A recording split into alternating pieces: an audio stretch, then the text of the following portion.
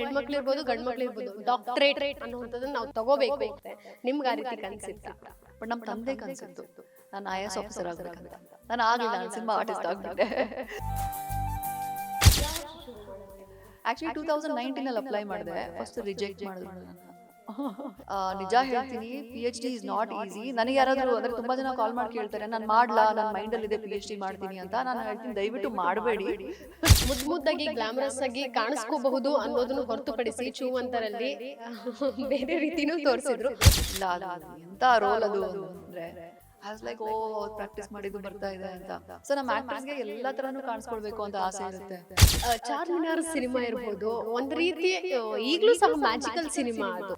Mall ಹೋದ್ರು ನಾನು ಸುಮ್ಮನೆ ಕೂತು ಕಾಫಿ ಕುಡಿತಾ ಇರ್ತೀನಿ, ಫುಲ್ ಮಾಲ್ ಅಲ್ಲಿ ನನ್ನ ಸಾಂಗ್ ಪ್ಲೇ ಆಗುತ್ತೆ, ರಾಧೆ ಸಾಂಗ್ ಪ್ಲೇ ಆಗುತ್ತೆ. ನಾನು ಸಡನ್ ಏನಿದು ಅಂದ್ರೆ ma'am hi Radhe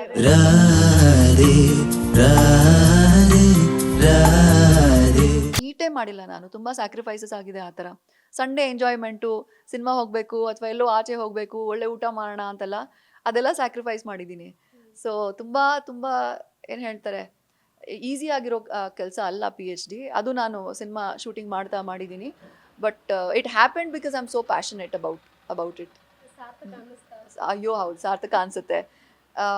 most importantly ನನ್ನ ತಂದೆ ಈ ಒಂದು ನನ್ನ ಥೀಸಿಸ್ ನೋಡಾದ ಮೇಲೆ, ಆಮೇಲೆ ಮೊನ್ನೆ ಡಾಕ್ಟ್ರೇಟ್ ಬಂದಾದಮೇಲೆ ಫಸ್ಟ್ ನಾನು ಅವ್ರಿಗೆ ನ್ಯೂಸ್ ಕೊಟ್ಟಿದ್ದು. ಅವ್ರು ಹೇಳಿದ್ರು I am very proud of you, you made my dream come true ಅಂತ ಹೇಳಿದ್ರು. ನನ್ನ ಒಂದು ಕನಸನ್ನ ನೀವು ನೆನಸು ಮಾಡಿದ್ದೀರಾ ಅಂತ ಹೇಳಿದ್ರು. ಆ ಒಂದು ನನಗೆ ಬೇರೆ ಏನೂ ಇಲ್ಲ, ನನಗೆ ಎಷ್ಟು ಜನ ವಿಶ್ ಮಾಡ್ತಾರೆ ಅದೊಂದು ಮಾತು ನಮ್ಮ ತಂದೆ ಹೇಳಿದ್ರಲ್ವಾ, ಐ ವಾಸ್ ಲೈಕ್ ಓಕೆ, ಇವಾಗ ಸಾರ್ಥಕ ಆಯಿತು ಅಂತ. ಡಾಕ್ಟರೇಟ್ನ ಹೀರೋಯಿನ್ಸ್ಗೆ ಬೇರೆ ರೀತಿನಲ್ಲಿ ಬರುತ್ತೆ, ಬೇರೆಯವರು ಅದನ್ನ ಕೊಡುಗೆಯಾಗಿ ಕೊಡ್ತಾರೆ. ಆದ್ರೆ ನಿಮಗೆ ನೀವೇ ಅದನ್ನ ತೆಗೆದುಕೊಂಡಿರೋಂಥದ್ದು, ನೀವೇ ಗಳಿಸಿದ್ದೀರಾ ಅದನ್ನ. ಹೌದು, ಆ್ಯಕ್ಚುಲಿ ವೈವಾಲು ಮೊನ್ನೆ ಹೇಳ್ತಾ ಇದ್ರು ಒಬ್ರು ಪ್ರೊಫೆಸರು, ನೀವು ನಿಜವಾಗ್ಲೂ ಗಳಿಸಿದ್ದೀರಾ, ತುಂಬ ಜನಕ್ಕೆ ಆನರರಿ ಡಾಕ್ಟರೇಟ್ ಸಿಗುತ್ತೆ, but you have academically traditional way earned your PhD ಅಂತ ಹೇಳಿದ್ರು. And this has much more bigger value than honorary doctorate. So ಇದು ಈಸಿ ಅಲ್ಲ, ತುಂಬ ಶ್ರಮ, ತುಂಬ ಕೆಲಸ, ತುಂಬ sacrifices. So this is I am really glad I did it. ನಾನು ತುಂಬ ಒಂದ್ಸಲ ಹಠ ಹಿಡ್ಕೊಂಡ್ರೆ ನಾನು ಕಂಪ್ಲೀಟ್ ಮಾಡ್ತೀನಿ.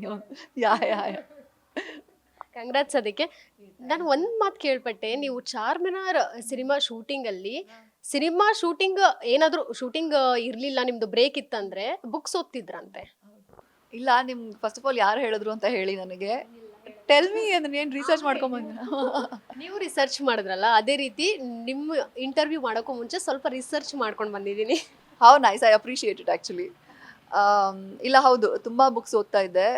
ಸಿನಿಮಾ ಶೂಟಿಂಗಲ್ಲಿ ನಂಗೆ ಟೈಮ್ ಸಿಕ್ಕರೆ ನಾನು ಬುಕ್ಸೇ ಓದ್ತೀನಿ. ತುಂಬ ಜನ ಅಂದ್ಕೊಳ್ತಾರೆ ಇವಳು she doesn't mix with us ಆ್ಯಟಿಟ್ಯೂಡಾ ಅಂತ ಅಂದ್ಕೊಳ್ತಾರೆ. ಇಲ್ಲ, ಆ್ಯಟಿಟ್ಯೂಡ್ ಇಲ್ಲ. I just love reading books in between. So ನಾನು ಫ್ರೀ ಇದ್ದಾಗ ಒಬ್ಬೊಬ್ಬಳೇ ಹೋಗ್ತಾ ಇರ್ತೀನಿ ಕಾಫಿ ಶಾಪ್ಗೆ, ಒಬ್ಬಳೇ ಕೂತ್ಕೊಳ್ತೀನಿ, ಒಂದು ಬುಕ್ ತೊಗೊಂಡು ಹೋಗ್ತೀನಿ. I don't need any friends, nothing. ನನ್ನ ಎಂಜಾಯ್ಮೆಂಟ್, ನನ್ನ ಪಾರ್ಟಿ ಟೈಮ್ ಏನು ಅಂದರೆ ಕಾಫಿ ಶಾಪ್ ಹೋಗೋದು, ಬುಕ್ ಓದೋದು, ಕಾಫಿ ಆರ್ಡರ್ ಮಾಡೋದು. So I love reading books. ಎಲ್ಲರೂ ಕಾಫಿ ಶಾಪ್ಗೆ ಫ್ರೆಂಡ್ಸ್ ಜೊತೆ ಹೋಗ್ತಾರೆ, ಬಾಯ್ ಫ್ರೆಂಡ್ ಜೊತೆ ಹೋಗ್ತಾರೆ, ಆದರೆ ಮೇಘನ್ ಅವರು ಬುಕ್ ಜೊತೆ ಹೋಗ್ತಾರೆ. ಈ ರೀತಿ ಹುಡುಗಿನೂ ಈ ಜನ್ರೇಷನ್ ಅಲ್ಲಿ ಸಿಗ್ತಾರಾ?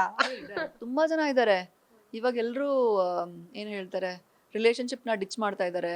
ಒಬ್ಬೊಬ್ಬರೇ ಸೋಲೋ ಟ್ರಿಪ್ಪು, ಏನು ಹೇಳ್ತಾರೆ ಸೋಲೋ ಟ್ರಾವೆಲ್ಲು, ಆಮೇಲೆ ಒಬ್ಬೊಬ್ಬರೇ ಹೋಗಿ ಊಟ ಮಾಡೋದು, ಒಬ್ಬೊಬ್ಬರೇ ಹೋಗಿ ಲೈಫ್ನ ಎಂಜಾಯ್ ಮಾಡೋದು. I think it's become a trend. ನಾವು ಟ್ರೆಂಡ್ ಏನಕ್ಕೆ ಆಗಿದೆ ಅಂದರೆ I think everybody has become financially independent ಅಲ್ವಾ. ಆಮೇಲೆ ಆ ಫ್ರೀಡಮ್ ಬೇಕು. ಯಾರಾದರೂ ಒಬ್ಬರು ಕಟ್ ಹಾಕ್ದಂಗೆ ಆಗುತ್ತೆ ಅಥವಾ ಏನೋ, I don't know, there so many layers to this theory actually. But ನಾನು ನೋಡಿದ ಪ್ರಕಾರ ನಾನು ಒಬ್ಬಳೇ ಇದ್ದಾಗ ನಂಗೆ ತುಂಬ ಖುಷಿ ಆಗುತ್ತೆ.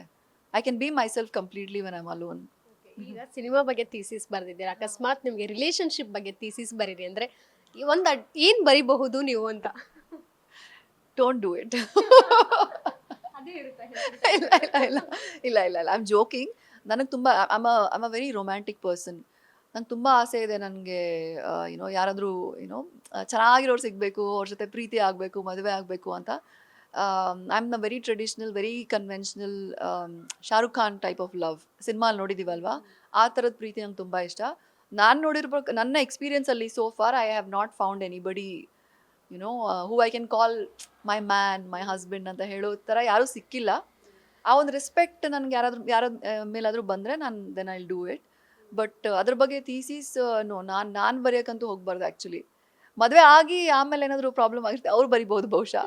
ಎಕ್ಸ್ಪೀರಿಯನ್ಸ್ ಆದವ್ರು ಬರಿಬೇಕು ಇದ್ರ ಬಗ್ಗೆ. ನಂಗೆ ಜಾಸ್ತಿ ಎಕ್ಸ್ಪೀರಿಯನ್ಸ್ ಇಲ್ಲ ಇನ್ನು. No problem. ಚಾರ್ಮಿನಾರ್ ಸಿನಿಮಾ ಇರ್ಬೋದು, ಒಂದು ರೀತಿ ಈಗಲೂ ಸಹ ಮ್ಯಾಜಿಕಲ್ ಸಿನಿಮಾ ಅದು. ಈಗಲೂ ಸಹ ಎಷ್ಟು ಸಲ ನೋಡಿದ್ರು ನೋಡ್ತಿರ್ಬೇಕು ಅಂತ ಹೇಳ್ತಾರೆ. ನೀವು ಸಿನಿಮಾಗಳಲ್ಲಿ ಕಾಣಿಸ್ಕೊಳ್ದೇ ಇರೋ ಟೈಮಲ್ಲೂ ಸಹ ಎಲ್ಲಿ ಹೋದ್ರು ಹೀರೋಯಿನ್ನು ಬರಬೇಕಿತ್ತು, ಯಾಕೆ ಅವಕಾಶಗಳು ಕೊಡ್ತಿಲ್ವಾ ಇವರಿಗೆ ಅನ್ನೋಂಥ ಮಾತುಗಳು ಸಹ ಬಂದಿತ್ತು. ಹೌದು, ಯು ಆರ್ ರೈಟ್ ಆ್ಯಕ್ಚುಲಿ. ಇವತ್ತಿಗೂ ನಾನು ನಿಜ ಹೇಳ್ತೀನಿ, ನಾನು ಎಲ್ಲೇ ಹೋದರೂ ಕೂಡ ಸಿಂಪಲ್ ಆಗಿ ಇನ್ನೊಂದು ಲವ್ ಸ್ಟೋರಿ ಅಥವಾ ಕಾಳಿದಾಸ ಕರ್ಣವೇಶ್ವರ, ಅವ್ರು ಅದನ್ನು ರೆಕಗ್ನೈಸ್ ಮಾಡ್ತಾರೆ. ಚೂಮಂತರ್ ಕೂಡ ಇವಾಗ.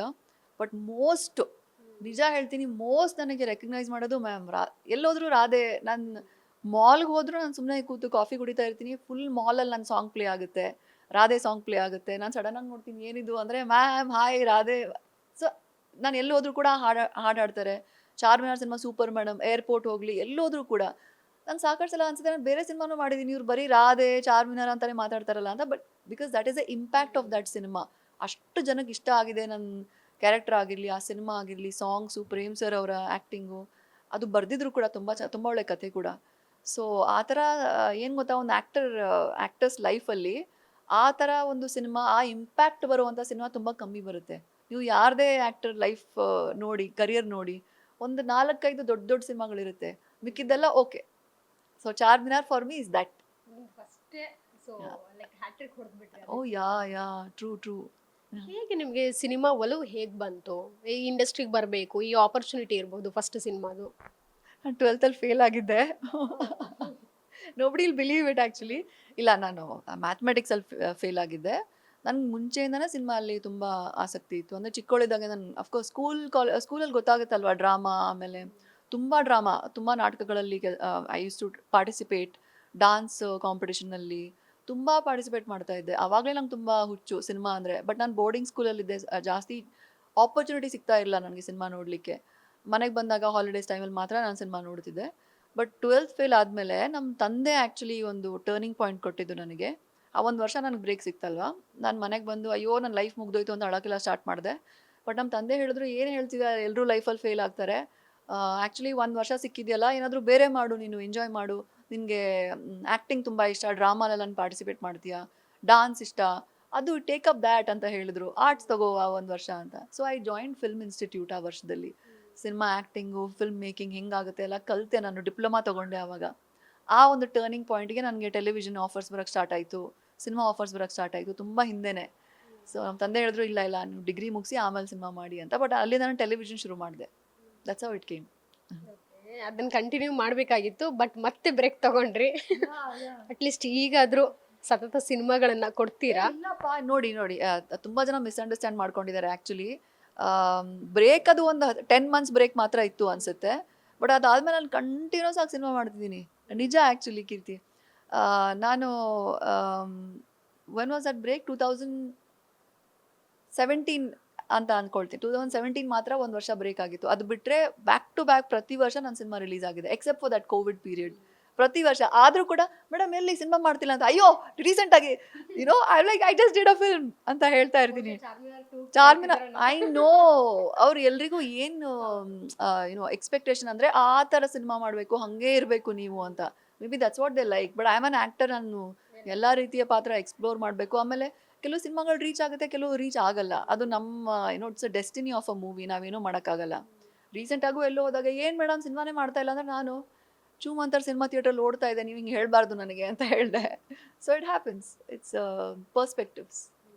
ಅಂದರೆ ನಿಮ್ಮನ್ನ ಮುದ್ದಾಗಿ ಗ್ಲಾಮರಸ್ ಆಗಿ ಕಾಣಿಸ್ಕೋಬಹುದು ಅನ್ನೋದನ್ನು ಹೊರತುಪಡಿಸಿ ಚೂಮಂತರಲ್ಲಿ ಬೇರೆ ರೀತಿನೂ ತೋರಿಸಿದ್ರು. ಹೀಗೂ ಕಾಣಿಸ್ತಾರಾ ಮೇಘನಾ ಅವರು? ನಾನು ನೋಡಿದ್ದೀನಿ, ನಾನು ಥಿಯೇಟ್ರಲ್ಲೇ ನೋಡಿದ್ದೀನಿ. Thank you for watching it in the theatre. ಇಲ್ಲ, ಅದು ಎಂಥ ರೋಲ್ ಅದು ಅಂದರೆ, ನಾವು ಆ್ಯಕ್ಟರ್ ಆಗಬೇಕಾದ್ರೆ ನಿಜ ಹೇಳ್ತೀನಿ, ಮಿರರ್ ಮುಂದೆ ಕೂತ್ಕೊಂಡು ಸುಮ್ಮನೆ, ಅಂದರೆ ಮುಖ ಹೆಂಗೆ ಕಾಣಿಸುತ್ತೆ, ಸ್ಮೈಲ್ ಮಾಡಿದ್ರೆ ಹೆಂಗೆ ಕಾಣಿಸುತ್ತೆ, ಅಳಬೇಕಾದ್ರೆ ಸುಮ್ಮನೆ ಮಿರರ್ ಮುಂದೆ ಕೂತ್ಕೊಂಡು ಅಳೋದು, ಹೆಂಗೆ ಕಾಣಿಸ್ತೀನಿ ನಾನು, ಓ ಚೆನ್ನಾಗಿ ಕಾಣ್ತೀನಲ್ಲ ಅಳಬೇಕಾದ್ರೆ, ಆ ಥರ ಎಲ್ಲ ಫೀಲಿಂಗ್ ಬರೋದು. ಸೊ ಒಂದಿನ ನಾನು ದೆವ್ವದ ಮುಖ ಕೂಡ ಮಾಡಿ ನೋಡಿದ್ದೆ. ಸೊ ಮೊನ್ನೆ ನಾನು ಥಿಯೇಟ್ರಲ್ಲಿ ಸಿನಿಮಾ ನೋಡಬೇಕಾದ್ರೆ ಚೂಮಂತರು, ಅಯ್ಯೋ ಅವತ್ತು 10 ವರ್ಷದಿಂದ ನಾನು ಪ್ರಾಕ್ಟೀಸ್ ಮಾಡಬೇಕಾದ್ರೆ ಅದೇ ಸೇಮ್ ಫೇಸ್ ಬಂತು ಸ್ಕ್ರೀನ್ ಮೇಲೆ. ಆಸ್ ಲೈಕ್ ಓ ಪ್ರಾಕ್ಟೀಸ್ ಮಾಡಿದ್ದು ಬರ್ತಾ ಇದೆ ಅಂತ. ಸೊ ನಮ್ಮ ಆ್ಯಕ್ಟರ್ಸ್ಗೆ ಎಲ್ಲ ಥರನೂ ಕಾಣಿಸ್ಕೊಳ್ಬೇಕು ಅಂತ ಆಸೆ ಇರುತ್ತೆ. ಆ್ಯಂಡ್ ಅಫ್ಕೋರ್ಸ್ ಈ ಥರ ಒಂದು ದೆವ್ವದ ರೋಲ್ ಬಂದಾಗ ಅಂದರೆ ಐ ಫೀಲ್ ಲೈಕ್ ನಾವು ಹುಡುಗಿರಿಗೆ ಕೋಪ ಬಂದರೆ ನಾವು ಜಾಸ್ತಿ ಕೋಪ ಮಾಡ್ಕೊಳ್ಳಲ್ಲ. ತುಂಬ beautiful lovely creatures we are ಅಲ್ವಾ. ಬಟ್ ಕೋಪ ಬಂದರೆ ತಡ್ಕೊಳ್ತೀವಿ, ತುಂಬ ತಡ್ಕೊಳ್ತೀವಿ. ಕೋಪ ಬಂದರೆ ಒಂದ್ಸಲ ದೆವ್ವ ಥರ ಆಗ್ಬಿಡ್ತೀವಿ, ದೇವಿ ಥರ ಆಗ್ಬಿಡ್ತೀವಿ. ಸಾರಿ ಸೊ ಚಾಮುಂಡಿ ಥರ ಆಗ್ಬಿಡ್ತೀವಿ. ಸೊ ಆ ಒಂದು ರೂಪ ತೋರಿಸ್ಕೊಳಕ್ಕೆ ಒಂದು ಚಾನ್ಸ್ ಸಿಕ್ತು ಅಂತ ಅನ್ಸುತ್ತೆ. ನಿಮ್ಮ ಕೋಪನ ಯಾರು ನೋಡಿದ್ದಾರೆ ನಿಮ್ಮ ಮನೆಯಲ್ಲಿ ಹೊರತುಪಡಿಸಿ? ಅಯ್ಯೋ ನಾನು ತುಂಬ ಕೋಪ ಬರುತ್ತೆ. ನಮ್ಮ ಫ್ಯಾಮಿಲಿಯಲ್ಲಿ ಎಲ್ಲರೂ ನೋಡಿದ್ದಾರೆ ನನ್ನ ಕೋಪನ. ಆಚೆ ನಾನು ತೋರಿಸ್ಕೊಳಲ್ಲ, ತುಂಬ ಸಾಫ್ಟು, ಜಾಸ್ತಿ ಮಾತಾಡಲ್ಲ, ಮೇ ಬಿ ಆ್ಯಟಿಟ್ಯೂಡ್ ಅಂತ ಏನೇನೋ ಅಂದರೆ ಜನಕ್ಕೆ ಗೊತ್ತಿಲ್ಲಲ್ವಾ ನಾನು ಹೇಗಿದ್ದೀನಿ ಪರ್ಸ್ನಲ್. ಬಟ್ ಮನೇಲಿ ಎಲ್ರಿಗೂ ಗೊತ್ತು ನಂಗೆ ತುಂಬ ಕೋಪ ತೋರಿಸ್ಕೊಳ್ತೀನಿ. ಇಲ್ಲ ಕೋಪ ಬಂದರೆ ನಾನು ಹೇಳ್ಬಿಡ್ತೀನಿ. I express immediately. ನನಗೆ ಕ್ಯಾಮ್ರಾ ಮುಂದೆ ಮಾತ್ರ ಆ್ಯಕ್ಟಿಂಗ್ ಮಾಡ್ತೀನಿ. ರಿಯಲ್ ಲೈಫಲ್ಲಿ ನಂಗೆ ಆ್ಯಕ್ಟಿಂಗ್ ಮಾಡೋಕ್ಕೆ ಬರಲ್ಲ. ಹೆಂಗಿರುತ್ತೆ ಅದು ಗೊತ್ತಾಗ್ಬಿಡುತ್ತೆ ನನಗೆ actually. So I usually shout, I say it off. ಡೈರೆಕ್ಟಾಗಿ ಹೇಳ್ಬಿಡ್ತೀನಿ ನಾನು ನಿಜ ಹೇಳೋದೇ ಕೋಪ ಬರೋದು, ಅಂದ್ರೆ ಕೋಪ ಅಂತ ಅನ್ಕೊಳ್ತಾರೆ ಅಲ್ವಾ. ನಾನು ನೋಡಿಲ್ಲ ನಿಮ್ಮ ಕೋಪನ ಸದ್ಯಕ್ಕೆ. ಇಲ್ಲ, what I mean to say is, ನೋಡಿ ಯಾರೋ ಒಬ್ರು ಫಾರ್ ಎಕ್ಸಾಂಪಲ್ ಯಾರೋ ಒಬ್ರು ತಪ್ಪು ಮಾಡ್ತಾರೆ, ನೀವು ಅದಕ್ಕೆ ರಿಯಾಕ್ಟ್ ಮಾಡ್ತೀರಾ. ಅವ್ರು ತಪ್ಪು ಮಾಡಿದ ಪ್ರಾಬ್ಲಮ್ ಆಗಲ್ಲ, ನೀವು ರಿಯಾಕ್ಟ್ ಮಾಡಿದ ಪ್ರಾಬ್ಲಮ್ ಆಗುತ್ತೆ. ಸೊ ದಟ್ ಇಸ್ ಕೋಪ. ಗ್ಯಾರಂಟಿ ನ್ಯೂಸ್, ಸುದ್ದಿ ಖಚಿತ, ನ್ಯಾಯ ನಿಶ್ಚಿತ.